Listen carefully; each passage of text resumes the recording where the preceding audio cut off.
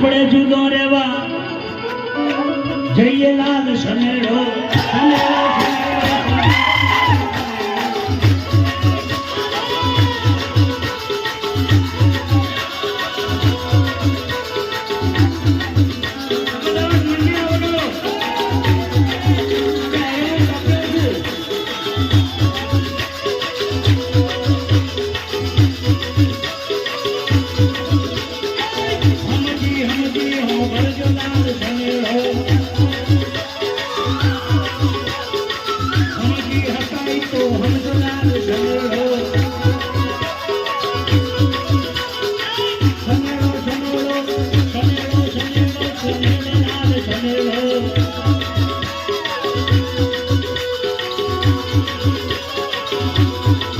બીજા વરુણ ગોરિયા એ મારા યુવાન દોસ્તો ગણો, દીકરા ગણો, ભાઈ ગણો, છોકરાઓ ગણો, મારે સાધુ તરીકે દક્ષિણા માંગવા આવ્યો છો. કઈ મા બાપ ને મૂકીને જે દીકરો રોટલો ખાય, સાહેબ સાધુ તરીકે હું વ્યાસપીઠ પર રહીને બોલું છું, મારા બાપ તમે કોલસા ખાવ છો, કોલસા. યાદ રાખજો બરાબર. મારી મા બેન દીકરીઓ, સાસુએ તમારા સસરાએ મા બાપ છે. મુસ્લિમ સમાજમાં જોજો 12 છોકરા છે, 15 છોકરા છે, પણ તો એક થાળીમાં બધો ભેગો બેહીન ખાય છે. એટલે સમાજમાં એકતા ને સંપ છે સાહેબ. 12 છોરા આપણે એકનો એક હોય બરાબર, તો વરસ તો ના થાય અને મૈથી પોતો વાગે પોપટી નો શું કે પોપટ બોલ આપણને આની સાથે નિસેટ થઈ એ તારો બાપ તું કઈ સેટ થવાનું તો તમારે તો ડ્રેસ પહેરવા જોઈએ. લે આ વધારે માથા પૂછ. અરે મારો ગોરી, પણ હું તમને એમ પૂછું છું, બેનો સાંભળે, બધી ભૂલ છોકરાની નથી, બધી ભૂલ વહુની નથી. વિક્રમ બાપુનો અનુભવ બોલે છે. મારે ત્યાં દર પૂનમે કેટલાય કેસો આવે છે. આપણે ડોશી દુહાન મારે પૂછવું પડે કે તમારો છોકરો વહુ અહીંયા આવ્યા પછી તમારો છોકરો હાથે માર્ગે ગયો, ભગત બન્યો, તમારી વહુ ભગત બની, બીજી 25 બહેનો ભગત બનાવી, અને આ ભગતો શીખવા જેવું છે. અને તમે એમ કહો છો કે મારો છોકરો ભગત બનાવ્યો પણ રોટલો નહીં હાલતો, ખોટી વાત. ફરિયાની બહેનો બોલી, બાપુ ઉભા. મેં કીધું બોલો. આ બહેનોનો તમારી પુણ્યમ ભરવા આવી, ભજનમાં જાય, સત્સંગી છે અને સંતોની સેવા કરે, સારું જીવન જીવે છે.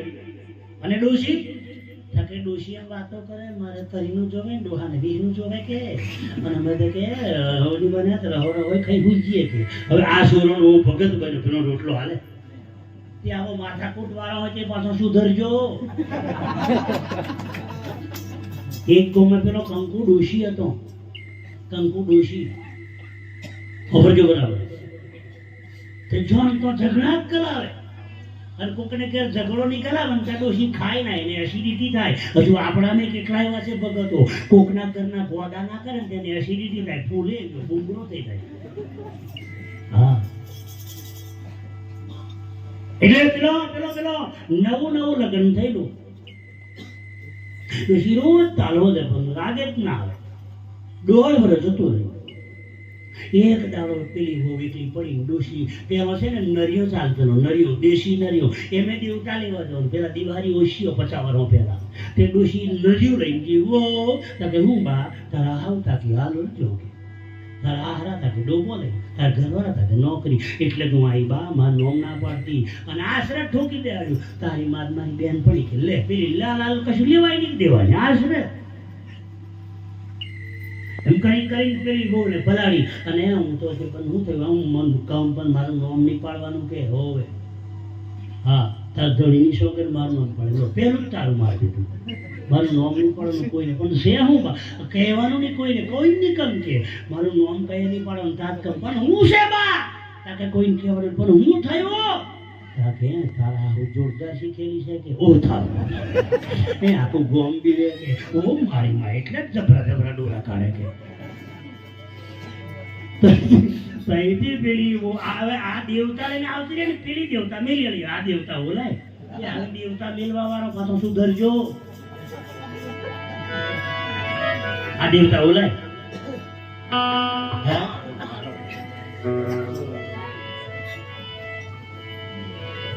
કોકનું સારું વિચારો તો તમારું સારું થાય તમારી વાત ના તો ઉદયપુર વાળી તમે પાછા કે બાપુ અમુક બોલાય અમારું ચટ મૂછો એટલે મારે મૂછો ખરાબ છે એવું મારું કેવું નથી પણ તમે મૂછ રાખી તો તમારા બે વિચાર હોવો જોઈએ તમારી માં ભૂખી તમારો બાપ ભૂખ્યો અને તમે રોટલો ખાઈ લેરતી ઊંઘો છો મારા બાપ તમારી મૂછને અંદર દેવતાને હું એમ એવું સંતો બોલે હું મતલબ એનો સસ્તો ના પાડે સાચી પહેલી બોલી આપણે કઈ પ્રથમ કોને સમરીએ કોના લઈએ નામ પછી પછી હું કે માત પિતા તું કાર તું સીધો કાર પછી લાગવા જેલો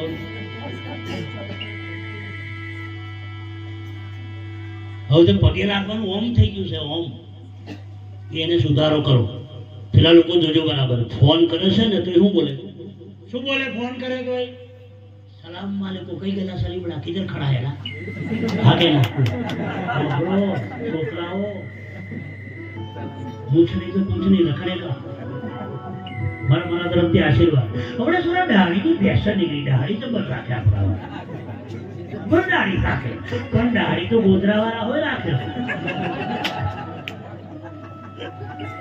હા કે ના બાસકા વાળા હોય દાઢી રાખે પણ તમે હિન્દુના દીકરા છો તમે આના વારસદાર છો દાઢી રાખો પણ તિલક રાખો કોકને ખબર પડી કે સાહેબ ભારત માતાનો છો ખબર જો વન સાઈડ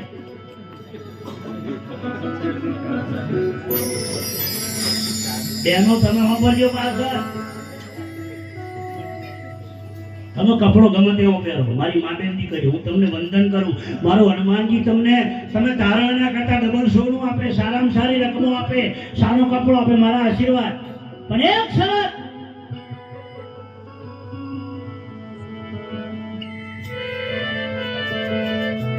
થોડુંક વિષય બદલીએ મારો બાપ આપણું શાસ્ત્ર બોલે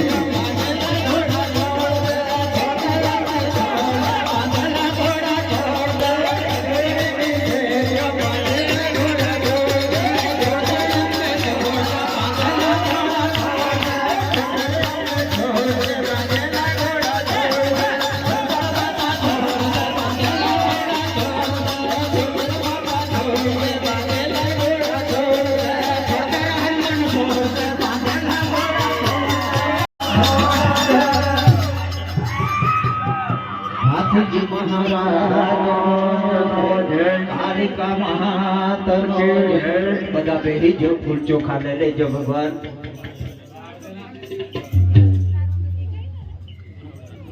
વિદાય લેવા માટે તૈયાર થાય.